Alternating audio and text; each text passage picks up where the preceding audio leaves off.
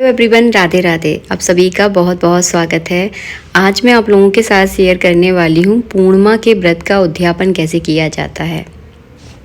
बहुत सरल तरीका बताऊंगी। आप अपने घर पर ही बिना किसी ब्राह्मण को बुलाए घर पर आप पूर्णिमा के व्रत का उद्यापन कर सकते हैं। सबसे पहले मैं महीना बता दूं। बैसाख का महीना, अगन का महीना, कार्तिक का महीना, ये बहुत अच्छे महीने माने जाते हैं। तो इस महीने में आप बेझिझक होकर पूर्णिमा के व्रत का उद्यापन कर सकते हैं। और हाँ, आषाढ़ का महीना भी बहुत अच्छा होता है पूजा पाठ के लिए, और माओ का महीना। तो इन महीनों में आप बेझिझक होकर पूर्णिमा के व्रत का उद्यापन करें। शरद पूर्णिमा, ये सारी पूर्णिमा भी जो आती है ना, बड़ी बड़ी पूर्णिमा, उस दिन भी आप पूर्णिमा के व्रत का उद्यापन आप कर सकते हैं। आपको क्या करना है, दिन भर आपको व्रत करना है और शाम के समय पूजा करनी है। मैंने यहाँ पे एक पटा ले लिया है, उस पर पीले कलर का कपड़ा बिछा लिया है। आप सफ़ेद कलर का भी कपड़ा बिछा सकते हैं, क्योंकि पूर्णिमा के व्रत में ज़्यादातर सफ़ेद चीज़ों का यूज़ किया जाता है, पीला या सफ़ेद। इसके बाद मैं यहाँ पे सबसे पहले कलश स्थापना करूँगी। एक छोटा सा आपको कलश लेना है, मिट्टी का, तांबे का, पीतल का, जो आपके पास उपलब्ध हो। उस पर जो है ना, इस तरह से आपको स्वास्तिक बना लेने हैं। इसके बाद इसके ऊपर आम के या अशोक के पत्ते इसके ऊपर लगाने हैं। इसमें आपको थोड़ा सा गंगा जल डालना है। उसके बाद पूरा जल से इसको भर देना है। एक सुपारी की गांठ, हल्दी की गांठ, थोड़े से चावल, एक पुष्प, रोली और थोड़ा सा चंदन इसमें डालना है, बस। इसके बाद जो है ना, मैं इसके ऊपर आम के पत्ते लगा दूंगी।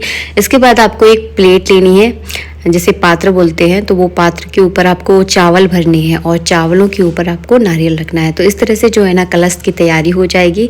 वैसे तो आप सबको पता होगा कलश कैसे रखा जाता है, लेकिन जो लोग पहली बार पूजा कर रहे हैं, जिनको ज़्यादा जानकारी नहीं है, इसीलिए मैंने ये आपको कलश स्थापना करना बहुत अच्छे से यहाँ पर बता दिया है।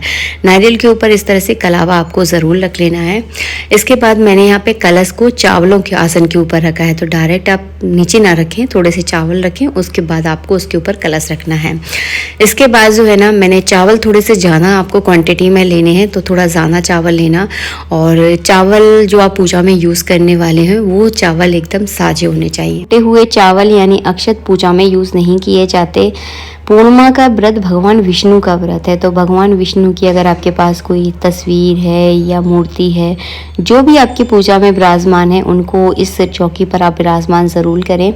इसके बाद मैंने गणेश जी की स्थापना यहाँ पे कर दी है, क्योंकि गणेश जी के बिना तो कोई पूजा होना संभव ही नहीं है। तो मैंने यहाँ पे गणेश जी को विराजमान कर दिया है।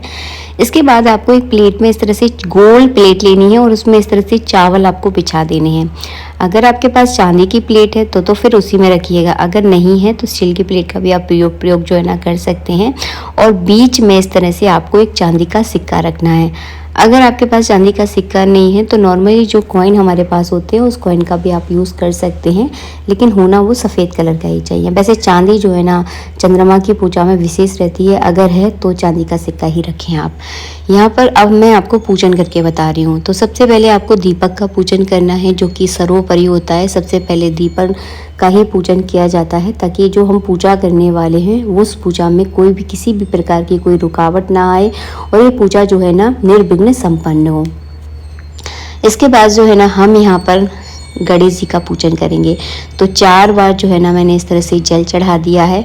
और उसके बाद चंदन, चावल और पुष्प से जनेऊ, कलावा चढ़ाकर जो है ना, मैं गणेश जी का पूजन करूंगी। इसके बाद किया जाएगा कलश का पूजन।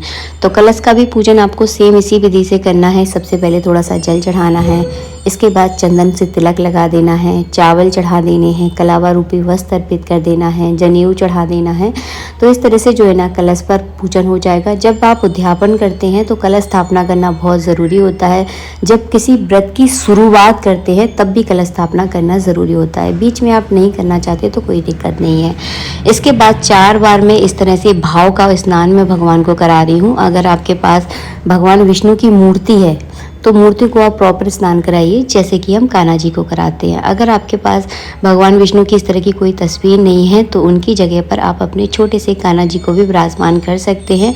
उनको बढ़िया से आज के दिन आप पंचामृत से, कच्चे दूध से स्नान करवाएं। उसके बाद चंदन से तिलक कर दें, कलावा रूपी वस्त्र अर्पित कर दें, जनेऊ चढ़ा दें। तो इस तरह से जो है ना, भगवान का हम श्रृंगार करेंगे। इसके बाद करनी है आपको चंद्रमा की पूजा। तो इस प्लेट में जो चांदी का सिक्का रखा है, उसे हम चंद्रमा मानकर इस तरह से 4 बार जल चढ़ाएंगे। चंदन का टीका लगा देंगे, कलावा रूपी वस्त्र अर्पित कर देंगे, जनेऊ चढ़ा देंगे। तो इस तरह से जो है ना सुबह के समय आप चंद्रमा की पूजा इस तरह से करें। और शाम के समय अर्घ दिया जाता है, वो मैं आपको आगे दिखाऊंगी कि किस तरह से आपको अर्घ देना है।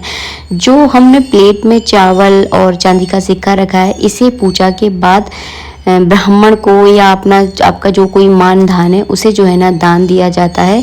पूर्णिमा के व्रत में चावल दान करना बहुत अनिवार्य है। तो जो हमने प्लेट में चावल रखे हैं दान के लिए निकाले हैं, मैं तो छोटी प्लेट में चावल रखे हैं, इसमें और चावल मिलाकर इन चावलों को आप दान ज़रूर करें, तभी आपका पूर्णिमा का व्रत जो है ना पूरा माना जाएगा। स्नान कराने के बाद यहाँ पर हम फूल चढ़ा देंगे। अगर आप माला लेकर आए हैं तो माला पहना दें। और पूर्णिमा की पूजा में ज़्यादातर आपको सफ़ेद चीज़ों का ही प्रयोग करना है, क्योंकि चंद्रमा को सफ़ेद चीज़ें बहुत पसंद होती हैं। तो सफ़ेद कलर के फूलों की अगर माला मिल जाए तो वो चढ़ा दीजिए।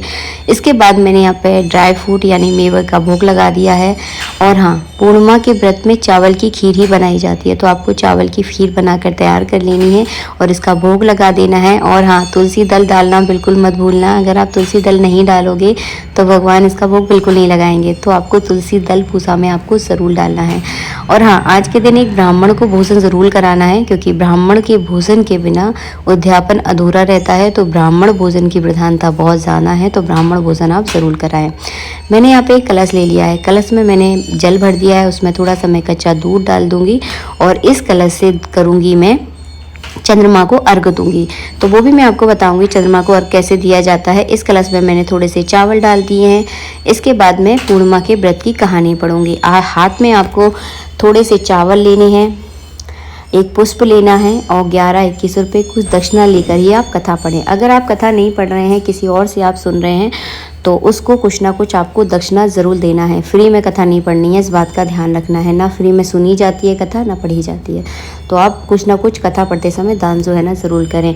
यहाँ पर जो मैंने पूरी कथा पढ़ ली है, जो मैंने हाथ में चावल लिए थे वो मैं कलश में डाल दूँगी, जिससे मैं चंद्रमा को अर्घ देने वाली हूँ। यापन कर रहे हैं हम, तो दान पुण्य करना बहुत ज़रूरी है। तो यहाँ पर मैंने माता लक्ष्मी, भगवान विष्णु की पूजा हो रही है, तो माता लक्ष्मी के लिए आपको सुहाग का सामान ज़रूर चढ़ाना है। तो मैंने यहाँ पर सुहाग का सामान चढ़ा दिया है। आप चाहे तो इसमें साड़ी भी रख सकते हैं अगर आपकी गुंजाइश है तो, क्योंकि दान पुण्य हमेशा अपनी स्थिति परिस्थिति के अनुसार किया जाता है। तो आप अपने हिसाब से देख लें, साड़ी है, ब्लाउज का पीस है या सुहाग का सामान है, जितना आप दान करना चाहते हैं उस हिसाब से निकाल लें। बाद आपको एक सफ़ेद कलर का धोती कुर्ता या पैंट शर्ट या सफ़ेद कलर की टॉवेल, जो भी आप दान करना चाहते हैं आपको सफ़ेद कलर का ही लेना है, क्योंकि यहाँ पे चंद्रमा यानी पूर्णिमा की पूजा हो रही है। तो इसमें जो है ना सफ़ेद कलर का ही दान किया जाता है, जो कि आपको ब्राह्मण को दान करना है। तो मैंने यहाँ पे सफ़ेद कलर की धोती ले ली है। आप टॉवेल भी ले सकते हैं, पैंट शर्ट ले सकते हैं, कुर्ता पजामा ले सकते हैं, जो आपकी इच्छा हो वो ले लें, लेकिन सफ़ेद कलर होना चाहिए। इस पर कुछ दक्षिणा आपको ज़रूर रखनी है, ताकि कोई कमी पेशी रह जाती है तो दक्षिणा उसकी पूर्ति कर देती है। तो ये भी मैं भगवान विष्णु पर अर्पित करके इसे भी मैं दान के लिए जो है ना निकाल दूंगी। इसके बाद मैं यहाँ पर हवन करूंगी। तो हवन करना ज़रूरी है, जिस दिन आप उद्यापन करें उस दिन हवन आप ज़रूर करें। शॉर्टकट तरीका मैं आपको यहाँ पे बता रही हूँ। सबसे पहले मैंने हवन कुंड की चारों दिशाओं का यहाँ पे पूजन कर दिया है। आपको लेना है हवन सामग्री। घी से आपको हवन नहीं करना है। अगर आप महिला हैं तो डायरेक्ट घी से हवन ना करें, मैं तो केवल आपको करके दिखा रही हूँ। तो आपको क्या करना है, हवन सामग्री लेना है, जो कि आपको मार्केट में मिल जाएगी। सबसे पहले गौरी गणेश के नाम की, उसके बाद 9 ग्रह होते हैं तो 9 आहुतियाँ देनी है। उसके बाद भगवान विष्णु के मंत्र की आहुति, और इसके बाद जो है ना आपको चंद्रमा के मंत्र से आहुतियाँ देनी है 11-21। पूर्णिमा का व्रत करने से हमारा चंद्र ग्रह बहुत मजबूत हो जाता है। हमारा जो चंद्र रहता है, जिससे मन बहुत ज़्यादा चंचल रहता है, तो वो काफ़ी ज़्यादा स्ट्रांग हो जाता है। इसलिए जो है ना चंद्रमा का व्रत किया जाता है। इसके बाद मैं 5 बार इसमें खीर का जो है ना भोग लगा दूंगी, आचमन करवा दूंगी। उसके बाद आपको आरती करनी है। अब मैं आपको लास्ट में बता रही हूँ संकल्प करना, जो कि इस वीडियो में मैंने बनाया था लेकिन गलती से मुझसे डिलीट हो गया। आपको क्या करना है, संकल्प पूरा करना है। जिस दिन हम व्रत शुरू करते हैं उस दिन हमें संकल्प लेना चाहिए, लेकिन जिस दिन हम व्रत का उद्यापन करते हैं तो संकल्प पूर्ण किया जाता है। आपको अपने सीधे हाथ में थोड़े से चावल लेने हैं, एक पुष्प लेना है, एक कोई मौसमी फल लेना है, थोड़ा सा उसमें जल डालना है, और फिर जो है ना अपना संकल्प आपको पूर्ण करना है। तो आपको अपना नाम बोलना है, गोत्र बोलना है, स्थान बोलना है और भगवान विष्णु से मन ही मन प्रार्थना करनी है कि मैंने इतने पूर्णिमा के व्रत संपूर्ण कर लिए हैं और इसका जो पूर्ण फल हो वो हमें प्राप्त हो। ऐसा सोचते हुए आपको भगवान विष्णु के चरणों में वो सारा सामान जो आपके हाथ में है सब कुछ आप पर चढ़ा देना है। तो इस तरह से जो है ना पूर्णिमा के व्रत का उद्यापन की पूजा की जाती है।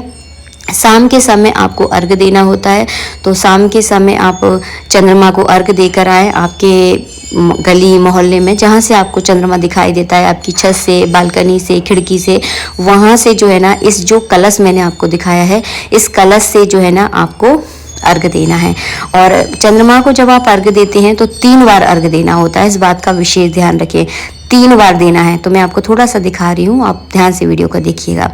तो मैं तो खैर यहाँ पे थाली में अर्घ दे रही हूँ। वैसे जब भी आप सूर्य भगवान को अर्घ दें या चंद्रमा को अर्घ दें, डायरेक्ट जमीन पर नहीं दिया जाता, कोई ना कोई पात्र जो है ना रखना ज़रूरी होता है। ये वाले कलश से हम चंद्रमा को अर्घ देंगे। इसमें मैं फिर से आपको एक बात बता रही हूँ कि मैंने क्या क्या डाला है। थोड़ा मैंने इसमें जल डाला था, दूध डाला है और जो मैंने कथा के चावल थे वो भी मैंने इसमें डाल दिए हैं। और हाँ, चंद्रमा को आपको खीर का भोग ज़रूर लगाना है, तो एक कटोरी में अलग से आप खीर निकालें और उसका भोग आपको ज़रूर लगाना है। तो चलिए अब मैं आपको अर्घ देना दिखाती हूँ।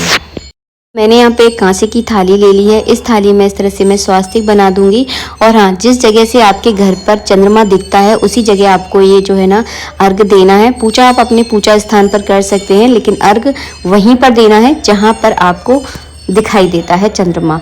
तो यहाँ पर मैंने एक कलश ले लिया है और कलश से जो है ना इस तरह से मैं 3 बार आपको अर्घ देकर जो है ना दिखाऊंगी। तो इस तरह से जो है ना आपको अर्घ देना है। तो इसके बाद चंद्रमा की आप आरती करें, मीठे का भोग लगा दें और इस तरह से पूजा करने के बाद आपको एक ब्राह्मण को भोजन कराना है। अगर आपके आसपास कोई ब्राह्मण नहीं रहता है, आपको नहीं मिल रहे हैं कोई ब्राह्मण, तो ये सारा सामान जो सुहाग का सामान है, चावल है, जो भी आप दान पुण्य करना चाहते हैं, चांदी का सिक्का, कपड़े, वो किसी अपने मानधान को भी दान कर सकते हैं। आप चाहें तो मंदिर में भी दे सकते हैं। तो आप अपनी इच्छा अनुसार देख लें, जिनको आप देना चाहते हैं उनको आप दान कर दें।